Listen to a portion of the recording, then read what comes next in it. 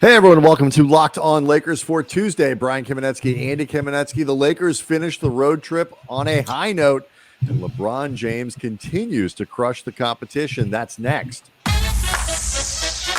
You are Locked On Lakers,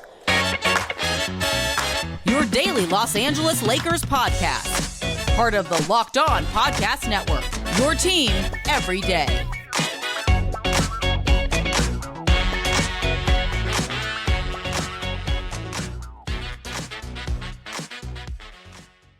Thanks to everybody for making Locked On Lakers your first listen of every day, Monday through Friday, no matter how or where you get your podcasts. Always free, never behind a paywall, and Locked On Lakers on YouTube.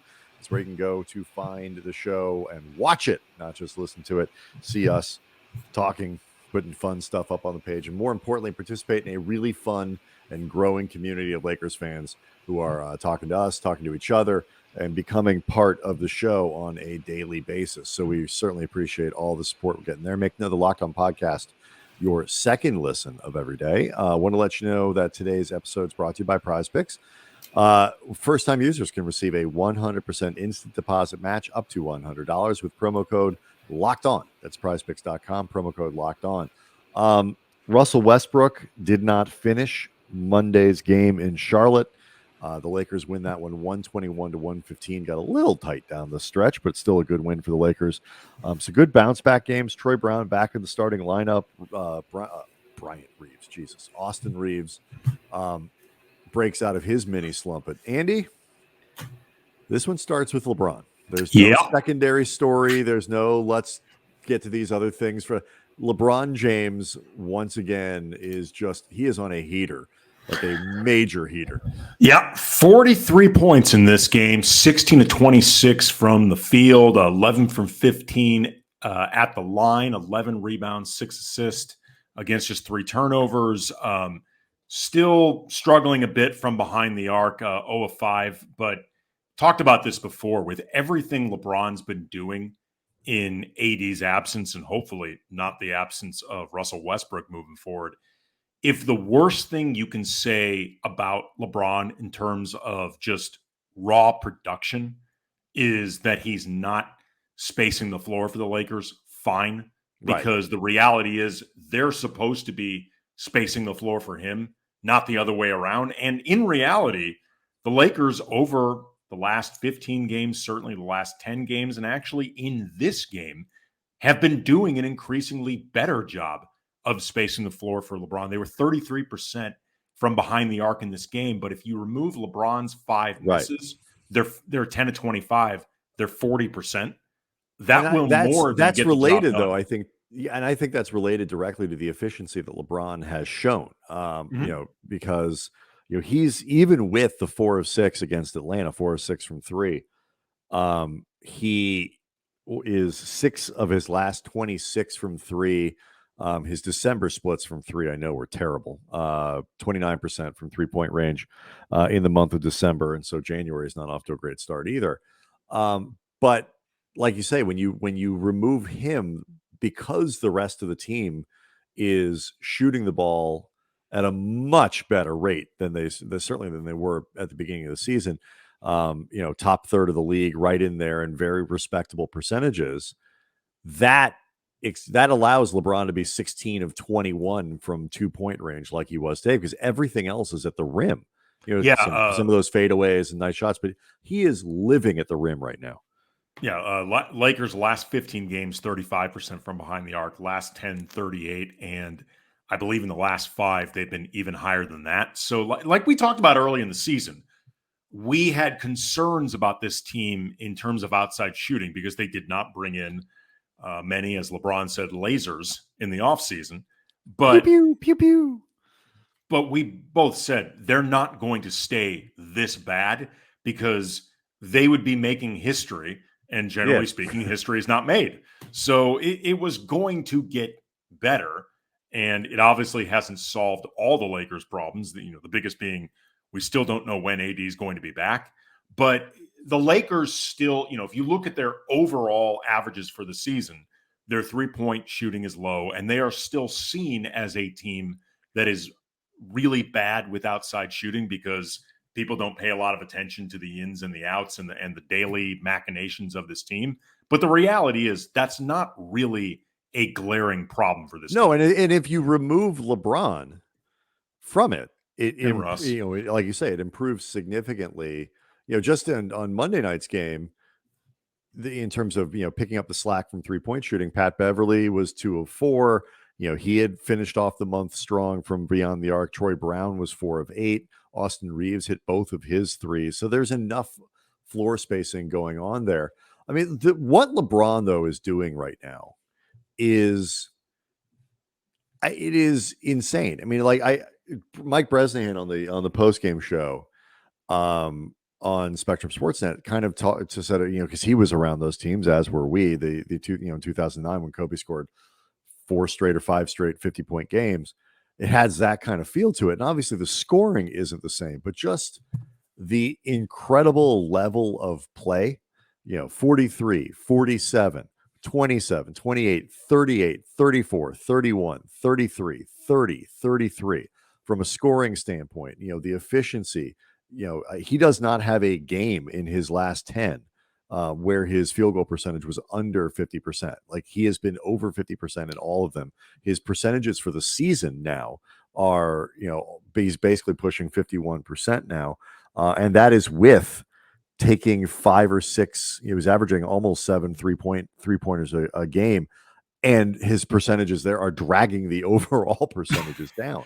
I mean, but like he's 38, right? And and he's 38 years old and still averaging 8 rebounds and 6 assists. And I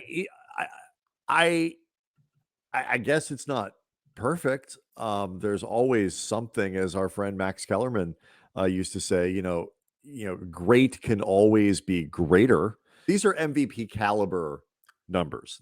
The biggest glaring thing with LeBron would be right now just defensively. Like he is not able to play at the same level on both sides of the floor, as consistently and as frequently as he does offensively because of where he's at in his career and the mileage. And, we've talked about this before. It's understandable. I mean, there will be times where you watch LeBron and you're like, okay, dude, you got to do better than that. Like, right, come on. You do. But a lot of this is just he's 38 and right now he's carrying an incredible burden. Right. Most guys in his situation, to be fair, are not expected to be, that level of offensive catalyst and the stopper on defense. Team. We saw this with Kobe pre-Achilles tear, like the last couple seasons, like maybe like 2012, 2013, maybe even a little 2011. I think you can go back even further. Yeah, I mean, you would see Kobe start to pick his spots a little bit more because the seasons and the mileage and the burden were starting to pile up. And, in both cases with Kobe and LeBron, as much as it's understandable, there's a trickle-down effect for the whole team that has to be accounted for in some way, which is, again, why AD is so massively missed, because AD is supposed to be more than anybody else the guy that offsets that. If there's a problem here, it is that the burden is very high. And so, the Lakers don't have many alternatives other than lean into LeBron, because the non-LeBron minutes tend not to be great. The Lakers struggled, especially once Russell Westbrook went away in this game with a foot injury, wasn't available for the second half. That made an impact. And LeBron had to play 39 minutes. They were +9 in his minutes. They won the game by 6. This is where you really, really get disappointed that they allowed Charlotte back in this game. The Lakers were up at one point 24 points in the third quarter. So the hope would be, even without Russ, that they would manage to be able to just trade baskets well enough that at some point you can just sit LeBron because the game's out of hand, and that never happened. And yeah, I mean, to be fair, I thought, Charlotte changed up a little bit. They really took the ball out of LeBron's hands aggressively, and it took the Lakers a little bit of time to adjust to that. And to their credit, Charlotte didn't quit on the game, which also makes a difference. And it is really hard to boat race a team for 4 quarters in the NBA. I don't care if it's a bad team or not. Like, I was expecting the push to come. I agree. I was a little disappointed. I was like, I thought, like right at the beginning of the fourth, I thought they were going to kind of push back and keep them more at arm's length, or at the very least, avoid the scenario where you got to play really hard through the end of the game. Like maybe you hope LeBron gets out at the 9-minute mark and doesn't have to come back, but he plays until the 5-minute mark. They had to keep him in for the whole time. And that those last 3 or 4 minutes, it would have been nice to sit him down. Well, either way, it's only going to become, we'll talk about this, potentially more difficult without Russell Westbrook if he ends up missing Wednesday's game against Miami or anything else. It's this left foot soreness that was the same issue that cost him a couple games, a couple weeks ago, whenever it was. But we can discuss this, Brian. You saw the effects of not having Russ, even in a game where I think a lot of fans would have preferred he didn't play. Right, he didn't look good. Yeah. It might be because he had a bad foot. Let's talk about that next. Locked On Lakers brought to you by Prize Picks. Laker fans, if you've not signed up for Prize Picks yet, you are missing out on daily fantasy made easy. Prize Picks is the best NBA DFS prop game on the market. They offer more NBA props than any other DFS prop operator. They offer superstar players, bench players. Just pick 2 to 5 players, predict whether they will notch more or less than the Prize Picks stats projections, and Prize Picks offers projections on everything from NFL to women's college basketball, even disc golf. Just use the award-winning app on both the App Store and Google Play. Entries can be made in 60 seconds or less. Safe, fast withdrawals. Download the Prize Picks app or go to prizepicks.com. Sign up, play daily fantasy sports, and first-time users can receive a 100% instant deposit match up to $100 with the promo code Locked On. Don't forget to enter the promo code Locked On at the sign up for that instant match. Again, if you are not playing Prize Picks, you don't know what you're missing. All right. So LeBron in November, 8 November games, averaged 34.5 minutes a game. December, that bumped up to almost to about 36.5 per game. And in January, granted a small sample size for January, it's about 39.5. That is obviously high. Like, you don't want those things trending in that way for any player, let alone, LeBron James and, somebody who's just, as we've made a big deal out of, turned 38 years old. So, that is too much mileage. But like you say, Andy, it's going to be hard if Westbrook misses time. It's going to be hard to narrow that down a little bit, because you got to have probably one or the other, generally speaking, on the floor right now for the Lakers. And if Russ isn't available, your non-LeBron minutes get harder to come by. Yeah, this really, really stood out in this game. And to put it in perspective, Russ had a terrible first half. He had 2 points on 1 of 8 shooting. He missed all 3 of his threes, 3 turnovers against 2 assists. I don't give a bleep that he was +8. He was bad, like, period. But he still provides utility and like a foundation when he's on the court, because he can do things that other guys on this team, other than LeBron, just can't, like in terms of playmaking, putting pressure on the rim, rebounding. Like in the first half of this game, the Lakers shot 50% from the field, almost 36% from behind the arc, outscored Charlotte by 15. And again, this is taking into account those bad numbers that I listed from Russ, dragging down those averages. Second half, they shot 46%. And in the fourth quarter, where Russ would have normally had a big presence, 33%. They won the rebounding battle in the first half, lost it in the second.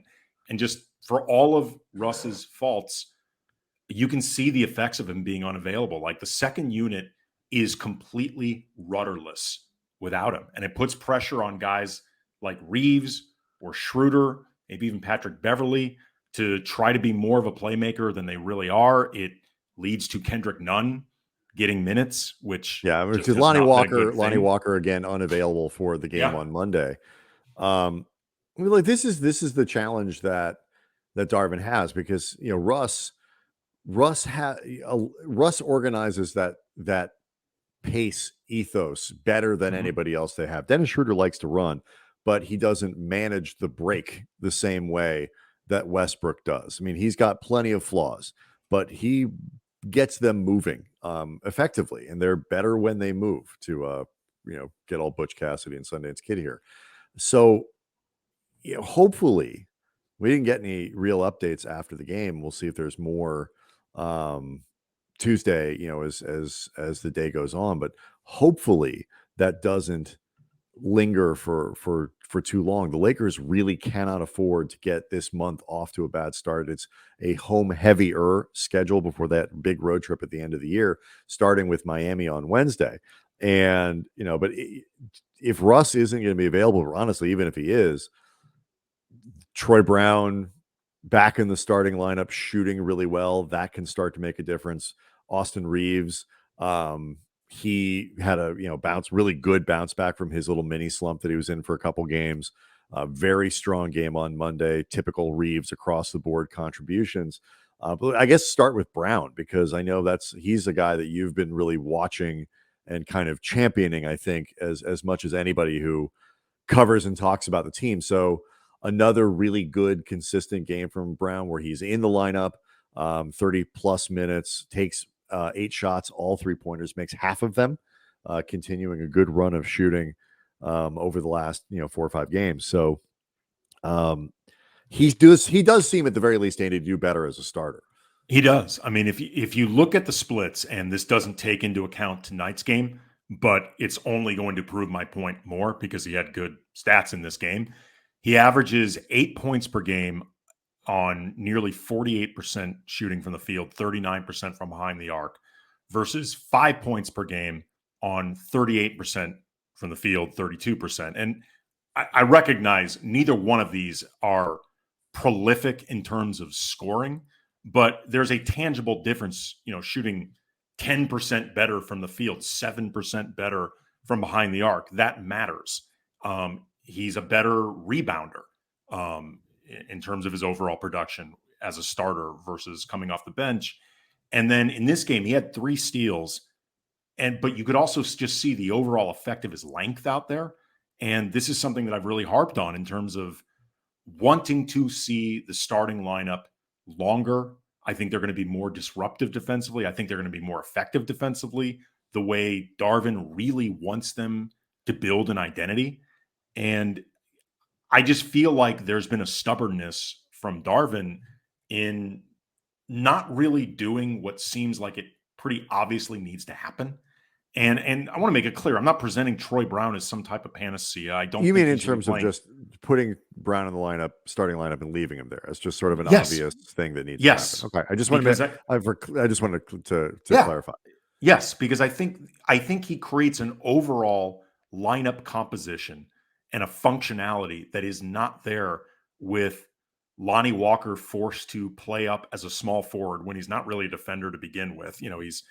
He has tried, but Darvin has pointed out and Lonnie has acknowledged his defensive intensity and effectiveness has waned as the season's gone along, and something that Lonnie has said, I need to do better. And then you've got Pat Bev and Schroeder as just too small of a backcourt. Like they get more switchability alone from having Troy out there than Lonnie. And, if it's not going to be Troy, then it would need to be Austin or JTA or hell, Max Christie, like somebody that just makes them bigger. I just think Troy is the obvious guy. And again, I think he plays better, which gives you a better help and overall effect for the team. Again, I'm not presenting him as like a prime, I understand upper echelon 3-and-D guy. He's not. No. And I don't think anybody is necessarily hearing that. I don't think. I just want to make sure people don't think I'm overrating him or something like that. A lot of this is just no. I mean, like for example, 6'6". Yeah, for example, like Brown. I mean, a lot of this has to do with Lonnie Walker both being injured, but also his effectiveness has really started to slip. Particularly, like you say, on the defensive side. Over the last 10 games for the Lakers, Walker's net rating is almost a -12.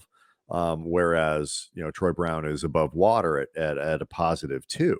And, the big thing for me is Brown, when he first was got healthy and put back in the starting lineup, was hitting shots and, was a credible floor spacer to where he doesn't have gravity. None of these guys have gravity, but No. if they don't, you have to make people pay by actually hitting the shot. And when he was initially put in the starting lineup after the early season injury, that's what he was doing. I feel like his play got inconsistent, and new staff, new players, new everybody, no training camp for him. So I don't know if he had full buy-in from Darvin and the coaching staff. If he keeps shooting the ball like this, I think he will play. I don't think you'll start pulling him out of the lineup, particularly if Walker isn't making that a difficult choice for Darvin. But what you're talking about, to me at least, gets to a challenge for Ham that I think is important to kind of contextualize, at least for me. So let's do that next. Locked On Lakers brought to you by BetOnline. BetOnline.net, your number one source for sports betting info, stats, news, and analysis. Get the latest odds and trends for every professional amateur league out there, from football to basketball, bowl season going on right now, college football, esports. They got it all at BetOnline.net. And if you love sports podcasts, which clearly you do, you're listening to one right now, you can find some that are almost as outstanding as this one at BetOnline as well. They got content over at BetOnline. Always the fastest, easiest way to get your betting fix. So head to the website today or use your mobile device. Learn more about the trends in action. Bet online where the game starts. So the Lakers are hanging in there. What is it, a 2-game win streak now? Yep. To whatever effect you call that a streak. We are only 2 approaching games outside of the play-in right now. Look, that is the bare minimum here. Yeah. Ideally you raise higher than that, and they're going to have to continue doing work to make that happen. But you, at the very least, have to stay within reaching distance of that to have a chance. We're approaching the anniversary, Andy, though, of the 33rd straight win for the 72 Lakers. Wow. Like, when you see these sorts of struggles, or the way the NBA operates now, the concept of winning 33 in a row,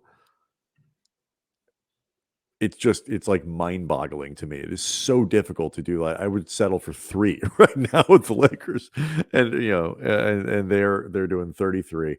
It puts into perspective how hard it is to win in this league. But I think with Troy, and you look at Troy Brown, you look at Reeves, you look at, they have so many guys that I think Ham would love to have a consistent and settled rotation where he knows what the starting lineup's going to be, and he knows what the rotation is going to look like. He can more or less predict who's going to play and do how they're going to do it and what their shortcomings are going to be. But I think one of the big challenges with this roster is it's not just about the way that Troy Brown plays in isolation. Is Troy Brown slumping at the same time that JTA isn't available, while Lonnie Walker's playing kind of well, and Pat Bev, well, this matchup works for him, legitimately, the numbers, there is so much butterfly effect with this team because there is no clear hierarchy here. There's LeBron and AD, and it's not Walker anymore for the first 15 games of the year. You're and it's Lonnie Walker in that third spot. It's certainly not him anymore. I don't know there's no cohesiveness behind those two stars in a way, I guess Russ, but aside from that, in a way that allows you to create a coherent daily rotation. At least to me, I am sympathetic is all I'm trying to get at. Well, just side note, to put a little more perspective, that 33-game winning streak that you talked about for the championship 71-72 team with the Lakers, the streak began November 5th, 1971. It ended January 9th, 1972. Then afterwards, they had 2 separate 8-game winning streaks. That team was good. By the way, that was a team that lost Elgin Baylor. Yeah, he retired. I mean, Jerry began. West always complains that this and that and whatever, and I was a failure here and whatever. Elgin never won the title, and the minute he retired, they won 33 in a row. So that's got to be a kick in the pants. Elgin, Elgin on And then he had to so go many. work for Donald Sterling. I was going to say, Elgin, I want to make sure that people really understand how great Elgin Baylor was, because the man dealt with a lot. He also had, I believe he went to the Army at one point. Like he lost years in the NBA, I believe, because he was in the military. So he lost some prime years. And then, like you mentioned, he was working for Donald Sterling, and I believe the checks all cleared, but probably not as quickly as they should have. And he had that long, prolonged lawsuit against Sterling. And Well, he and in deserved fairness, better. he may not have been very good at it. Those were not ideal working conditions, but I'm not totally sure how good at it. But the Warriors are second in this at 28 in a row. I think that's over 2 seasons. That's not. Miami won 27 in a row in 2013. I'm looking at this. There was the Rockets that one year. It was with, I believe, both Yao Ming and Tracy McGrady got hurt. And 2007, 2008, they won 22 in a row. Yeah. 22 in a row is only 2/3 of the way there. Like you win 22 NBA games in a row and you still need 11. You've got, whatever it is, 50% more, a third more. Like that is a record that nobody's catching. I'm sorry. Nobody in the modern NBA is winning 33 in a row. That's just not going to happen. To your original point, though, about sympathy for Darvin, I do as well. Like in the sense that I understand he is dealing with very imperfect circumstances, and he has an imperfect roster at full strength, much less what he's dealing with right now. My frustration with Darvin, in those choices, is usually when I just feel like clearly what you're doing isn't working. And sometimes to me, it feels like when in doubt, you're falling back on the guys who are most veteran. Therefore, you trust them the most, as opposed to the matchups you're putting out there for your team based on trust clearly don't work. It's a little bit like, although I think not as extreme, because what I'm about to bring as an example, this is fully within her capabilities to change this, and she doesn't. It's similar to how Jeannie has defined a very specific type of personal trust in terms of who she decides to let run the Lakers. Right. When no, I get clear, what you're saying. I get it. I don't even think you're wrong. It's not that I'm not above Darvin Ham criticism. It is an interesting thing. Like when you're talking about a rookie head coach, working with an imperfect roster. And I think what these guys crave more than anything is predictability. And even if it's predictability in a way that's often negative, you can plan for it. And I feel like with, part of the trouble that Walker is running into is he is no longer predictable, because it used to be even like, okay, you're going to get an effort defensively and 17 points. Like I can live with that. I can work with that. Now it's like there's the defensive effort and the defensive cohesiveness is inconsistent, and I'm not getting the production in the same way on the offensive end. With Troy, that kind of waxed and waned a little bit. Austin Reeves even he is as predictable generally as any player they have in that supporting cast. And so when he had those couple games that were really bad, it was like, oh bleep, what do we do with that? One guy actually who has become remarkably predictable because he has developed a tremendous chemistry and understanding of how to play with LeBron is Thomas Bryant. Yep. We worried about his rebounding coming into the season because traditionally that has not been a super strong suit for someone of his 6'10" frame. But this year he has improved that significantly, and over the last few games, especially, he had Monday 15 more rebounds to go with 18 points, 9 of 17 from the floor. That guy understands how to run a pick and roll, how to move off the ball, how to play on a team with LeBron. LeBron is going to get that guy paid. Well, I've talked about this before with Thomas Bryant. This is the first opportunity we've had to watch him on a regular basis. When he was a rookie with the Lakers, he barely played. He's smart. I think Thomas Bryant makes a lot of smart decisions when he's out there. I think he's a very aware player. Like when he makes mistakes, they're rarely mistakes that feel like he wasn't paying attention or wasn't fully engaged with what was happening. He just made either a bad decision or fumbled the ball or whatever. But it rarely feels like they are mistakes that come from just simply not being as dialed in as he needs to be. When you talk about him as a rebounder, beyond the work that he does actually grabbing boards, he may be the most conscious guy on this team when it comes to just putting a body on somebody else at all times. In fairness, Andy, you're third. So yeah, like him and JTA actually is something you've noticed too with him playing a little bit more lately. He's pretty conscious of that as well. But I think Bryant, to your point, he's smart. And I think he's also probably becoming savvy at the idea of, okay, how am I going to look good to other people around the league looking to pay me? Because the Lakers, in all likelihood, are not going to be able to give me the amount of money that I want if I keep playing this way because of CBA rules. Get in sync with LeBron. When in doubt, bet on LeBron getting you paid because he's done that for a lot of players over the course of his career. It starts with the chemistry that they have on the pick and roll, and Bryant's ability to pop to the 3-point line as a credible 3-point shooter.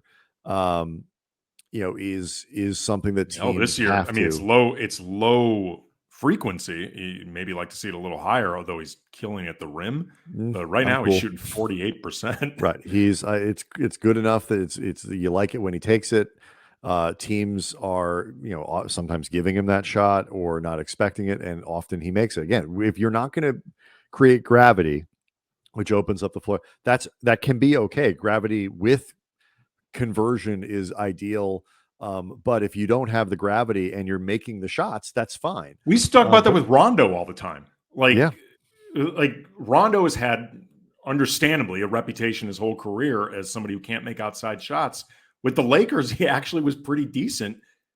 Sometimes it would be problematic that he was never guarded, but other times it's like, look, you're not going to guard him. He'd make the shots. They count the same. Making 45% of them, it's okay.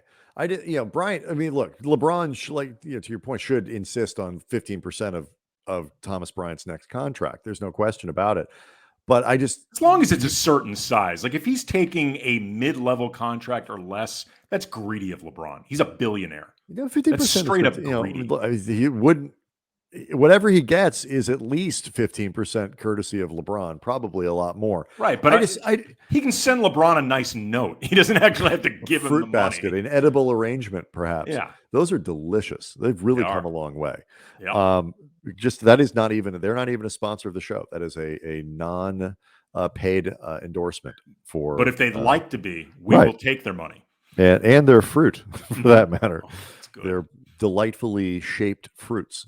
But like in terms of predictability, part of the reason Bryant is able to thrive, and obviously the absence of AD gives the opportunity, but the coaching staff knows what they're going to get out of him, and he's going to make mistakes sometimes. He's not a particularly impressive rim protector, so you don't expect that. The Lakers defense doesn't thrive with Bryant in the center, and you don't expect that either. But you do know what you're going to get offensively, and now you're getting tremendous effort and energy as a rebounder, including Andy on the offensive glass on Monday, where he had a key offensive rebound and putback down the stretch as Charlotte was making that push.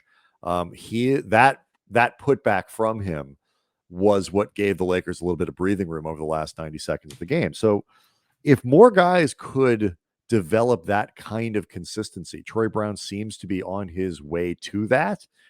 It would go a long way to make, if nothing else, making something clearer so that our criticisms of Darvin Ham would be more obvious when they needed to be made. All right, so Locked On Lakers on YouTube is where you can go to see the show. Lakers come back on Wednesday playing Miami, but at the crypto.com arena. They got some home games. They have been better at home of late as opposed to the beginning of the season where they're terrible everywhere. Need to win some ball games, get themselves back into that top 10 as the trade deadline approaches, and hopefully Anthony Davis returns. So lots to cover on tomorrow's show, and we'll see everybody then.